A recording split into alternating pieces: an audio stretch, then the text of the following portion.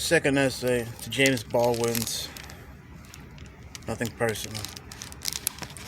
A European friend of mine and myself were arrested on Broadway in broad daylight while looking for a taxi. He had been here 3 days, had not yet mastered English, and I was showing him the wonders of the city of New York. He was impressed and bewildered, though he also seemed rather to wonder what purpose it served, when suddenly, down from heaven, or up through the sidewalk, 2 plainclothes men appeared, separated us. Scarcely a word was spoken. I watched my friend, carried by the scruff of the neck, vanish into the crowd. Not a soul seemed to notice. Apparently it happened every day. I was pushed into the doorway of a drugstore and frisked, made to empty my pockets, made to roll up my sleeves, asked what I was doing around here. Around here, being the city in which I was born? I'm an old hand at this.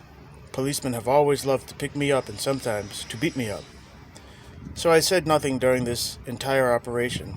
I was worried about my friend, who might fail to understand the warmth of his reception in the land of the free.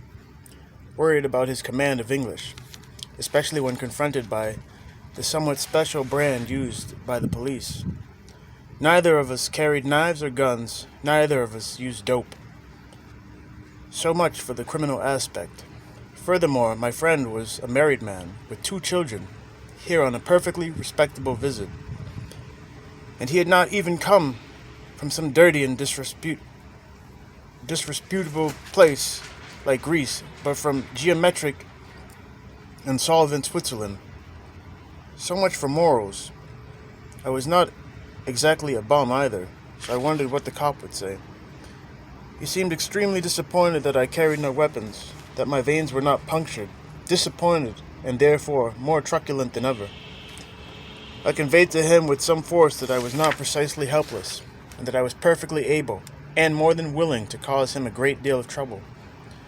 Why, exactly, had he picked us up? He was now confused, afraid, and apologetic, which caused us to despise him from the bottom of my heart. He said, "How many times have I heard it? That there had been a call out to pick up 2 guys who looked just like us. White and black, you mean? Apart from my friends, I think I can name on the fingers of one hand all the Americans I have ever met who were able to answer a direct question. A real question. Well, not exactly. Hell no. He hadn't even known that the other guy was white. He thought that he was Puerto Rican, which says something very interesting, I think, about the eye of the beholder. Like, as it were, to like. Nevertheless, he was in a box. It was not going to be simple matter of apologizing and letting me go, unless he was able to find his friend and my friend.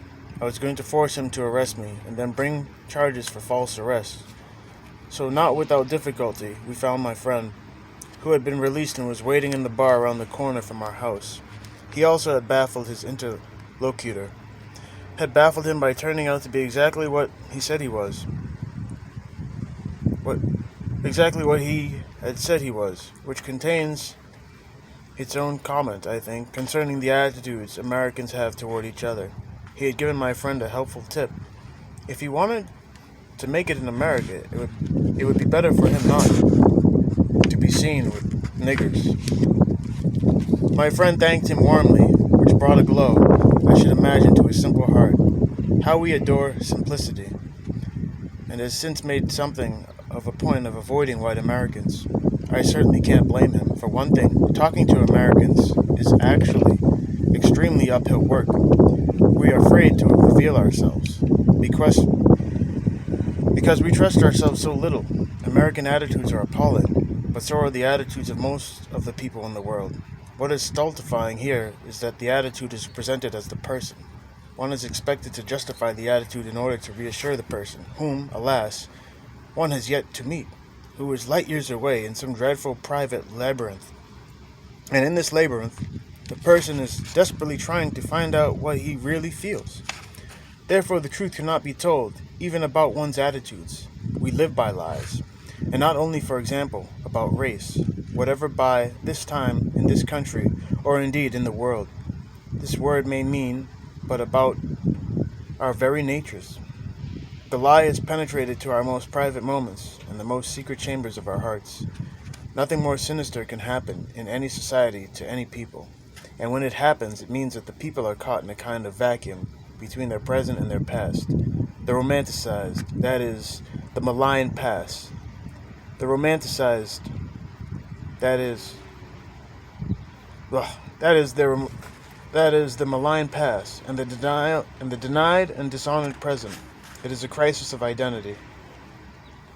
And in such a crisis, with such pressure, it becomes absolutely indispensable to discover or invent that two words here are synonyms: the stranger, the barbarian. Who is responsible for our confusion and our pain? Once he is driven out, destroyed, then we can be at peace. Those questions will be gone. Of course, those questions never go. But it has always seemed much easier to murder than to change. And this is really the choice with which we are confronted now.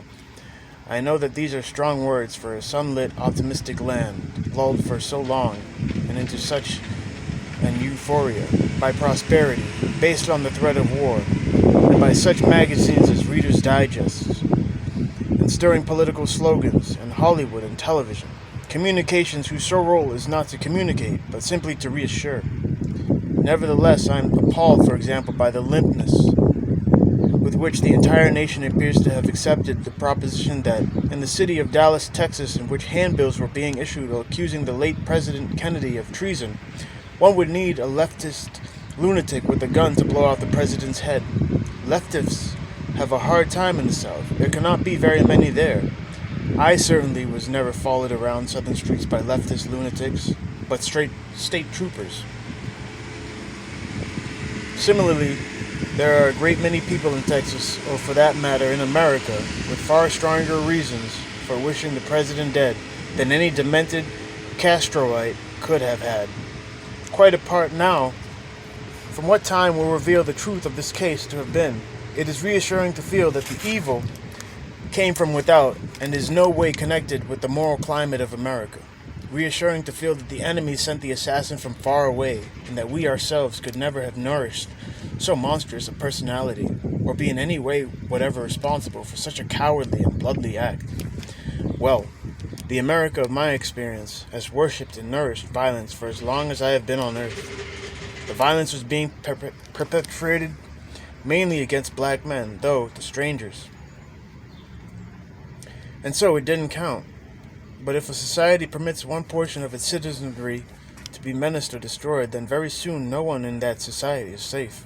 The forces thus released in the people can never be held in check, but run their devouring course, destroying the very foundations which it was imagined they would save.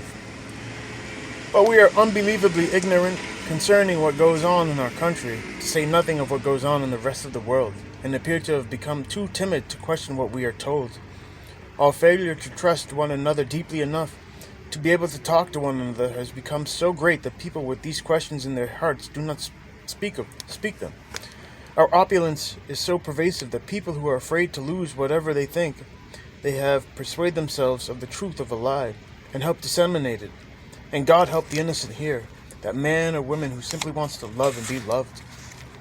Unless this would-be lover is able to replace his or her backbone with a steel rod, he or she is doomed. This is no place for love. I know that. I am now expected to make a bow in the direction of those millions of unremarked, happy marriages all over America. But I am unable honestly to do so because I find nothing whatever in our moral and social climate. And I am now thinking particularly of the state of our children. To bear witness to their existence, I suspect that when we refer to these happy and so marvelously invincible people, we are simply being nostalgic concerning the happy, simple, God-fearing life which we imagine ourselves once to have lived. In any case, wherever love is found, it unfailingly makes itself felt in the individual, the personal authority of the individual. Judged by this standard, we are a loveless nation. The best that can be said is that some of us are struggling, and what we are struggling against is the death in the heart, which leads not only in the shedding of blood, but which reduces human beings to corpses while they live.